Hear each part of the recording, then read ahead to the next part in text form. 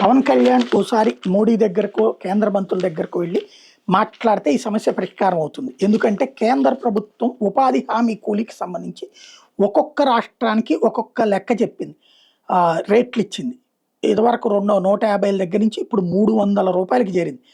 అయితే తెలంగాణలో ఒక్క రూపాయి, ఆంధ్రప్రదేశ్లో 5 రూపాయలు మాత్రం పెంచారు అంటూ ఈనాడే రాసుకొచ్చింది. కనీస వేతనం వచ్చేటప్పటికి 312 ఏపీలో, తెలంగాణలో 308, దక్షిణాదిలో తెలుగు రాష్ట్రాల్లోనే తక్కువ అన్నటువంటిది వీళ్ళే రాశారు.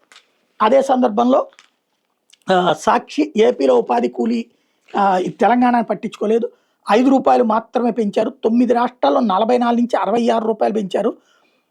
ఆంధ్రాలో మాత్రం తగ్గించారు.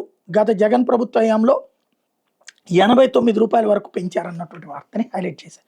ఇది పవన్ కళ్యాణ్ గారి ఇదే మంత్రిత్వ శాఖకి సంబంధించింది కాబట్టి వెళ్ళి కేంద్రంతో మాట్లాడి రేట్లు పెంచగలిగితే బాగుంటుంది.